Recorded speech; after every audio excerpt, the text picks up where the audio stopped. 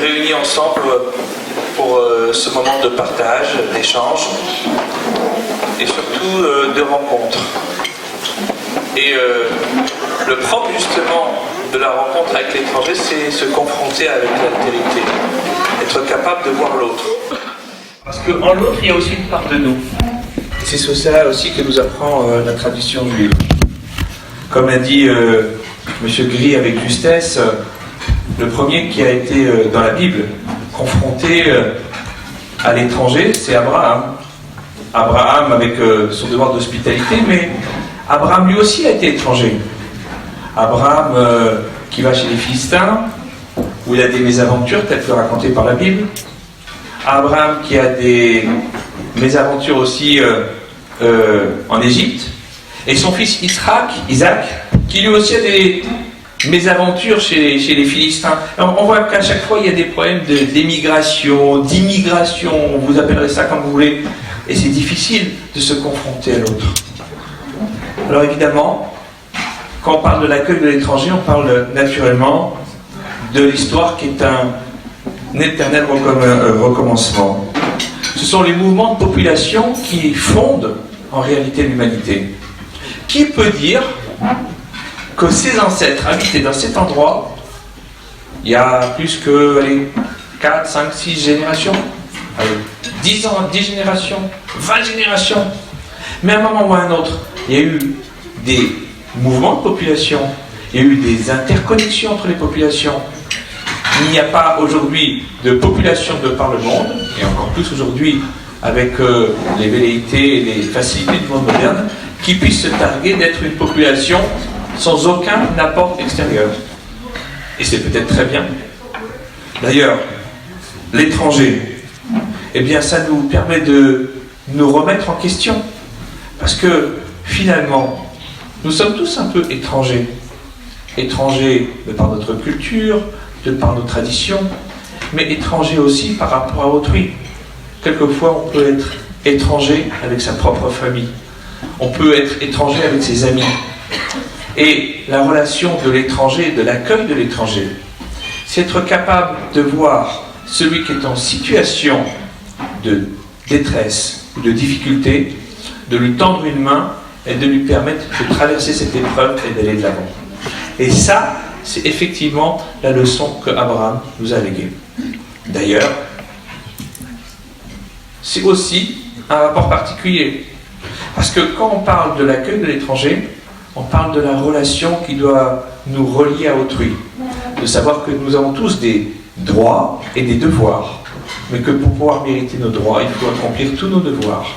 Et c'est cela aussi que nos ancêtres, la tradition, la Bible nous a enseigné. On le voit bien d'ailleurs lorsque Joseph arrive en Égypte comme esclave.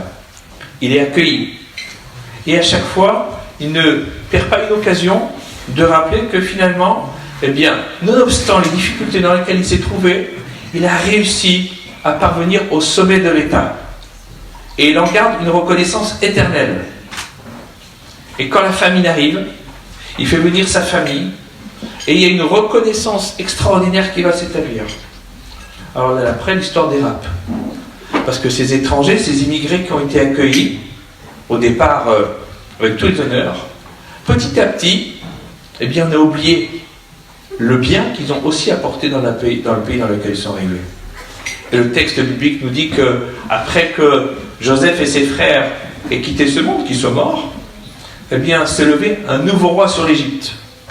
Et les commentateurs, Rachid, le commentateur champenois, dit, mais en vérité, il y a deux traditions. On lui dit, il y a eu vraiment un nouveau roi, qui n'a pas connu Jacob, Joseph, les bienfaits que Joseph a pu apporter à l'Égypte, toute son énergie, tout son punch qu'il a pu, les nouvelles idées qui ont fait qu'il a sauvé réellement l'Égypte de la famine qui lui a permis de devenir la grande puissance de l'époque. Et un autre thème, une autre version nous dit, mais en réalité, non, c'était le même roi, c'était le même pharaon. Simplement, il a décidé de fermer son cœur et d'avoir de ne plus être reconnaissant, d'être ingrat. Il a eu de l'ingratitude envers tous les bienfaits que Joseph lui avait apportés. Et puis voilà que les enfants d'Israël quittent l'Égypte. Et le Lévitique, le 3e livre de la Bible, de la Torah, du Pentateuque, nous dit 2 versets, que d'ailleurs, très curieusement, on a lu dans toutes les synagogues samedi dernier. Si un étranger vient séjourner avec toi, dans votre pays, ne le molestez point. Il ne s'agit pas de ne pas molester la personne étrangère, non seulement, nous disent nos maîtres, par des actes, mais aussi par des propos qui pourraient lui faire sentir sa condition d'étranger, d'immigré. Et puis il sera pour vous comme un de vos compatriotes, l'étranger qui séjourne avec vous, et tu l'aimeras comme toi-même, car vous avez été étrangers dans le pays d'Égypte. Et c'est le suprême paradoxe. D'un côté, l'Égypte a été le pays de l'esclavage, mais malgré tout, ça a été aussi le pays de l'accueil.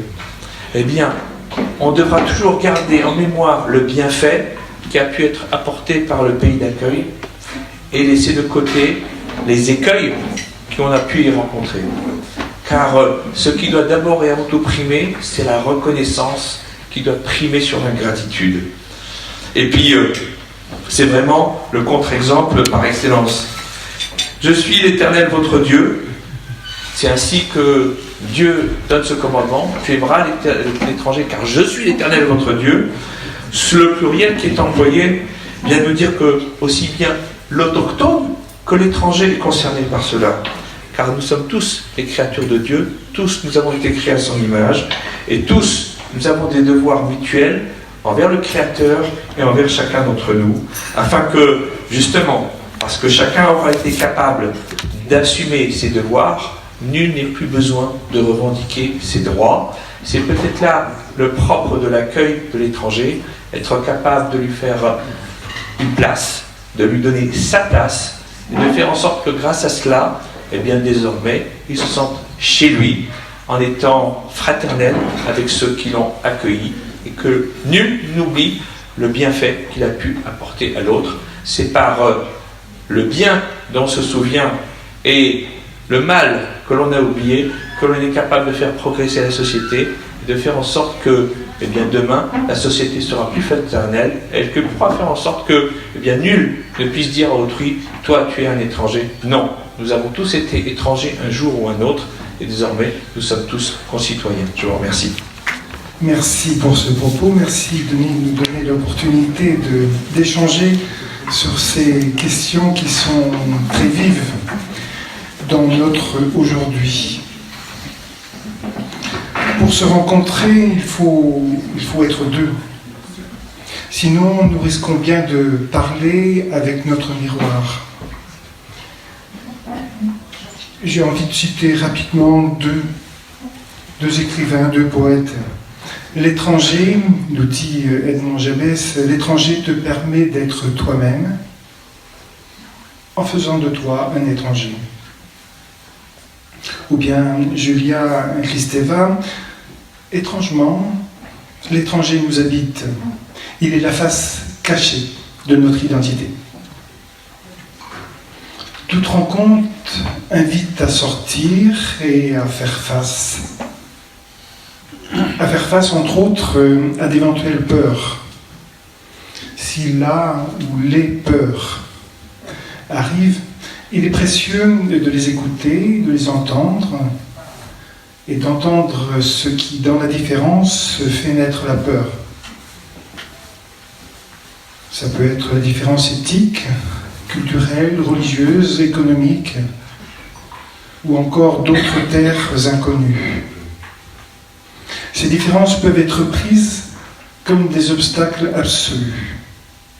Il est pourtant essentiel de les déchiffrer, afin de comprendre qui est l'autre dans son altérité, et en conséquence mieux comprendre qui je suis. Ainsi nous pouvons tendre à être en vérité au moment de la rencontre. Depuis longtemps, les sociétés, les cultures ont placé l'hospitalité comme un principe fondateur, comme un devoir sacré. Monsieur le rabbin, je ne savais pas que ce passage de Lévitique que vous avez cité avait été lu samedi dernier, mais je l'avais pris aussi comme référence et je vais le relire parce que ça renforce nos références communes. Quand un immigré résidera avec vous dans votre pays, vous ne l'exploiterez pas. Votre traduction n'était pas tout à fait avec le même mot, mais on est dans la même ligne. Cet immigré sera parmi vous comme un indigène et tu l'aimeras comme toi-même, car vous-même, vous avez été immigré au pays d'Égypte. Alors il faudrait reprendre les autres très nombreux appels et rappels de protection auprès de la veuve, de l'orphelin, et on y ajoute très souvent, pas tout le temps, mais très souvent, et l'étranger, c'est-à-dire ceux qui sont en fragilité.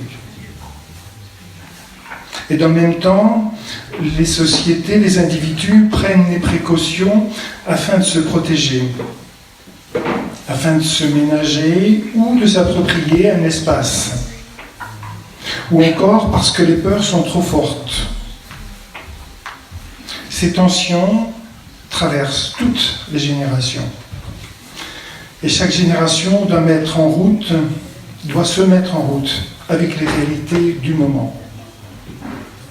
La Bible, dès ses premières pages, nous remet devant cette tension, devant cette difficulté d'être femme et homme, porteurs d'une alliance prometteuse de vie, promesse d'être frères. Et le désir de devenir tout-puissant, possesseur de la vie, et la jalousie entraînent la sortie du jardin d'Éden et le meurtre du frère, et l'errance. L'hospitalité humaine, cette hospitalité humanise. Elle humanise celui qui accueille, peut-être même avant celui qui est accueilli. et ceci humanise en conséquence le groupe social, le peuple. Le travail qui se fait au cœur de la rencontre, au cœur de l'hospitalité, est sans doute là, humaniser mon humanité. Accueillir l'autre dans sa différence, ne pas prendre le risque de m'enfermer dans l'indifférence. Devenir hôte et non pas maître. Non seulement ne pas me mettre en supériorité, mais me mettre à son service pour son bien-être. L'hospitalité ouvre alors un espace de bénédiction. Elle ouvre un avenir inédit, inexploré, reçu. Un avenir surpris par la nouveauté de l'autre accueilli. Et vous avez fait référence, c'est toi Denis tout à l'heure, d'Abraham, qui se retrouve marqué lui-même par cette bénédiction. Et pourtant, bien des raisons, bien des différences, bien des difficultés se présentent pour entraver l'accueil de l'étranger. Notre société aujourd'hui, nous n'avons qu'à ouvrir nos journaux ou nos télévisions, énumère les arguments de campagne électorale pour les européennes. Et elle nous décline sans doute tout le catalogue. Des bons arguments nous incitant à la saine gestion, à la raison, à la méfiance, à la défense, au rejet de l'étranger. La Bible s'appuie sur ces réalités-là,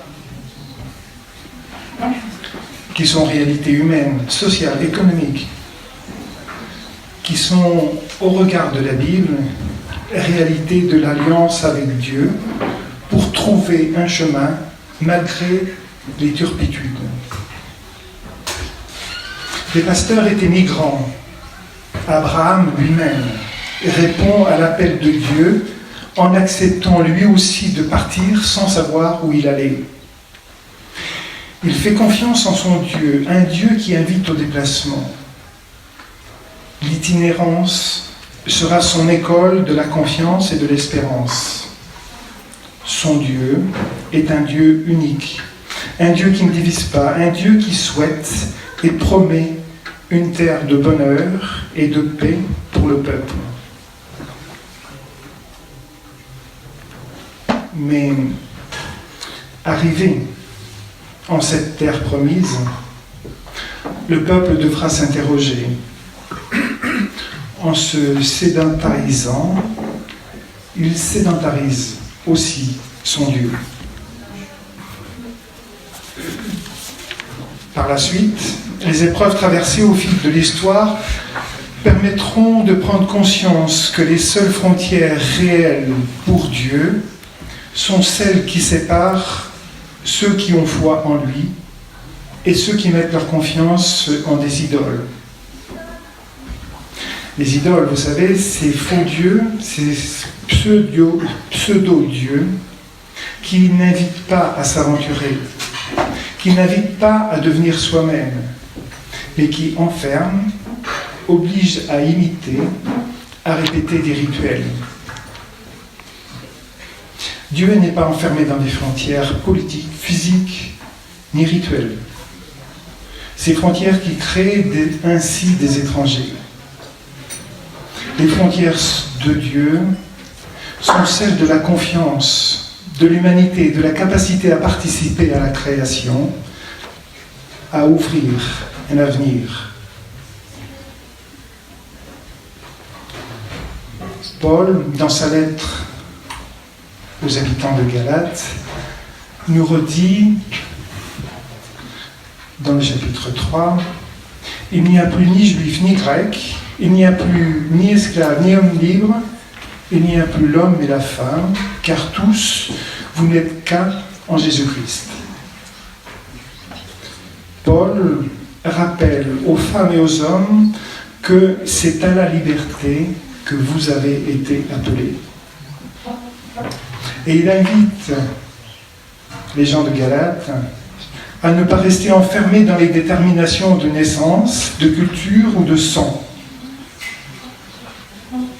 Paul ne nie pas les différences, mais il rappelle qu'elle ne conditionne pas les dons de l'Esprit, car Dieu ne fait exception de personne. Tous ont accès à la même promesse de Dieu en demeurant unis au Christ comme ses membres, chacun pour sa part. Jésus, le Christ, nous apporte cette bonne nouvelle. Le salut est universel, offert à tous, sans aucune distinction. Bien sûr, il y a toujours des Grecs, des Français, des Américains, des Allemands, des Ivoiriens, des Sénégalais, des Marocains, des Syriens, des Irakiens et d'autres peuples encore. Mais nous avons tous le même Père, c'est notre foi. C'est pourquoi nous disons notre Père. Nous disons notre Père, mais pas mon Père. Et c'est Pape François qui explique, qui commande cette prière du Notre Père en disant « Je ne suis pas fils unique, je ne peux pas dire mon Père, je ne suis pas fils unique, aucun de nous ne l'est. Et si je ne peux pas être frère, je pourrais difficilement devenir le fils de ce Père, puisqu'il est le Père de tous. »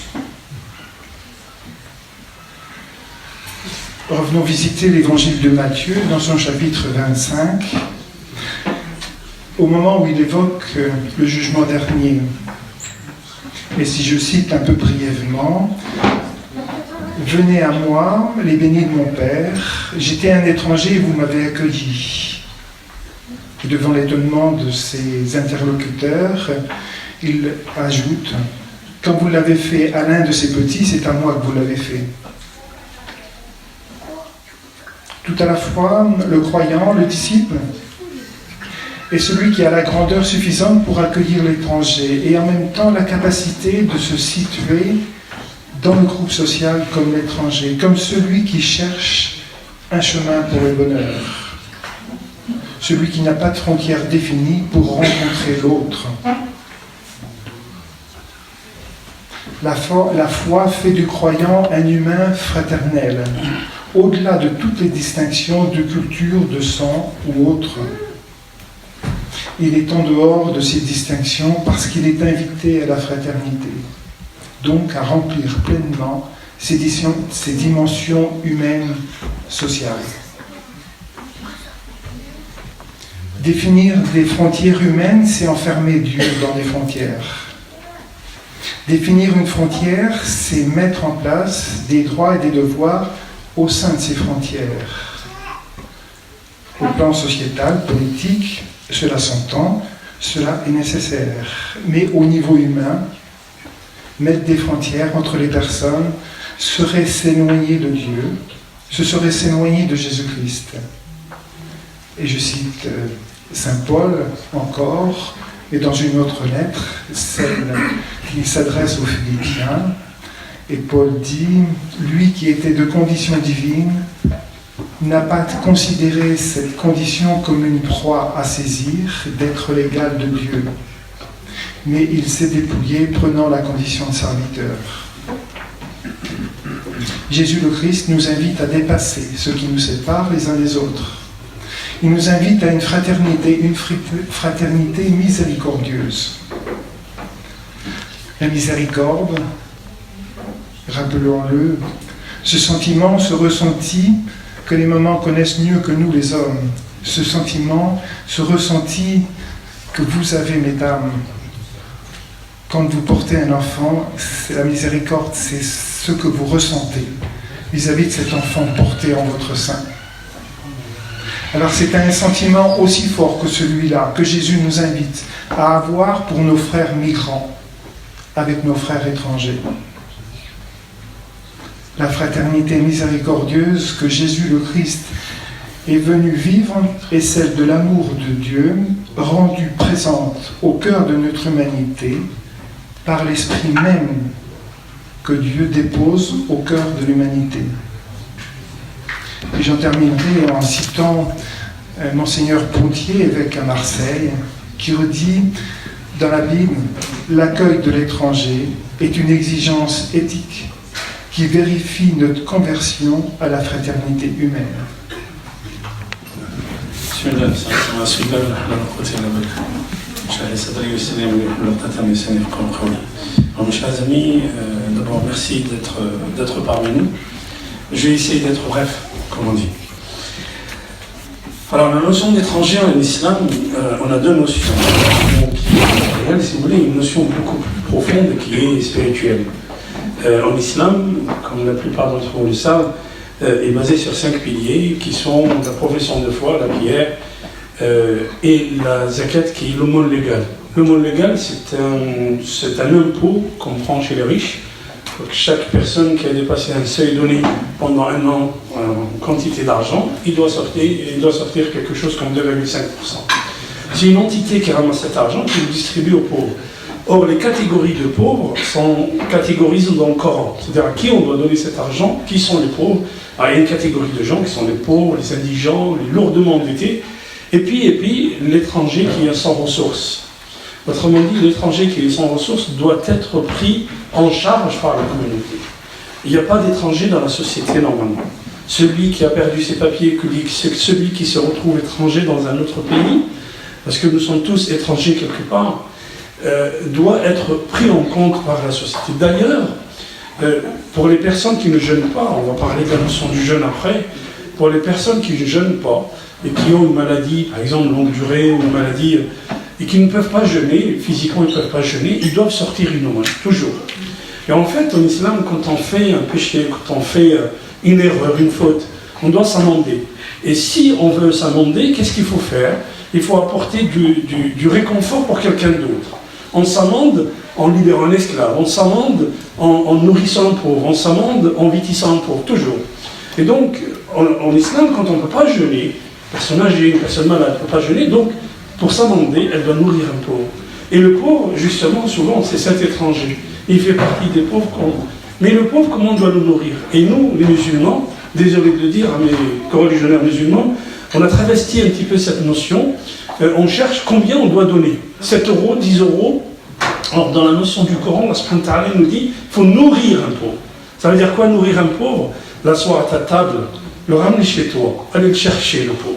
Et le ramener chez toi et lui donner une dignité, ne serait-ce que pour un soir. C'est ça ce qu'il nous dit le Coran. C'est-à-dire, le pauvre, il ne faut pas lui donner 10 euros. Allez, tu as 10 euros, il va t'acheter un sandwich. C'est pas ça ce que veut le Coran, ce que veut Dieu, ce que veut Allah subhanahu wa ta'ala. Ce que veut Dieu de nous, c'est cette communauté de biens. C'est-à-dire qu'aller chercher l'étranger, aller chercher le pauvre, l'asseoir, lui donner une dignité, ne serait-ce qu'un soir. Ça, c'est la partie, je dirais, matérielle de comment on doit traiter l'étranger. Il y a une partie qui est beaucoup plus profonde dans l'islam. Et d'abord, le prophète sallallahu Muhammad, il dit l'islam a commencé comme une étrange idée. Et il redeviendra à la fin des temps étranger.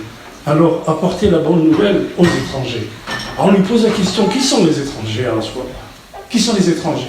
Il a dit ceux qui vont essayer de réparer ce que toute la société a corrompu.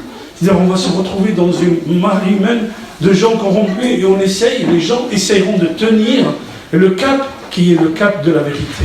Et ce sont ceux-là les étrangers. Et à travers l'histoire des prophètes, ce que nous raconte le Coran, des prophètes, de tous les prophètes, de Noé, à Abraham, à Youssef, à Joseph, à Jacob, à Mohammed, à Moussa, tous sont passés par l'exil. Tous. Il n'y en a pas un qui n'est pas passé par l'exil. Je reprendrai tout à l'heure un petit peu sur l'histoire de Joseph, mais je vais vous dire, le prophète Mohammed, quand il reçoit la révélation, il est apeuré, il va courir vers sa femme, qui est Khadija. Il lui dit, j'ai vraiment mal et j'ai vraiment peur. Et elle lui dit, ne t'inquiète pas, tu es une personne qui fait le bien. Tahmilul kalb en arabe. Il dit, tu portes le fardeau des gens. Tu as le souci du pauvre, tu as le souci de l'orphelin, tu as le souci de la veuve. Et donc, quelqu'un qui est comme ça, il ne peut pas être délaissé par Dieu. Quelqu'un qui peut être bien envers les autres, il ne peut jamais être délaissé par Dieu. C'est ce qu'elle lui dit Khadija. Ensuite, Khadija, qu'est-ce qu'elle fait? Elle va chercher un érudit qu'elle connaît et qui est proche d'elle. On dit que c'était son cousin qui s'appelle Waraqa.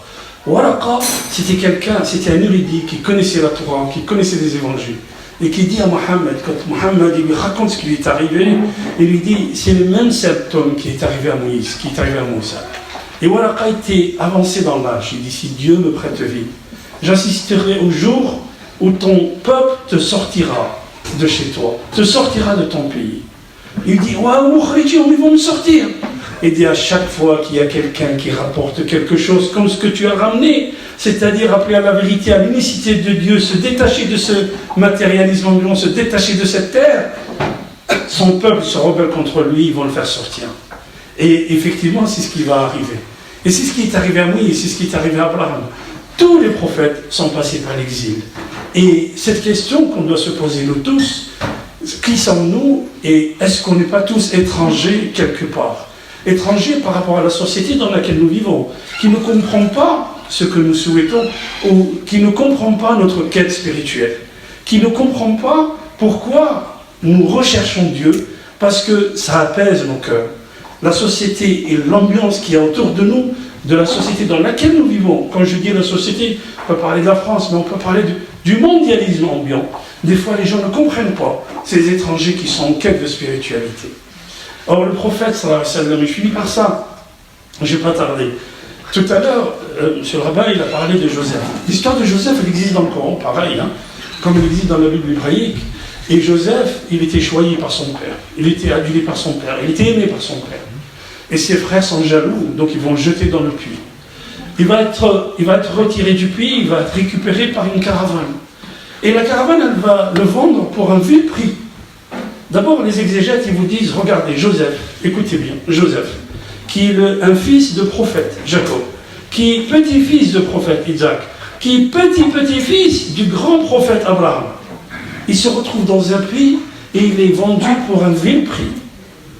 Et ça veut dire quoi? Ça veut dire que parfois, chez Dieu, vous avez une grande place chez Dieu, mais les gens ne reconnaissent pas votre valeur. Ils vous achètent, ils vous vendent pour un vil prix.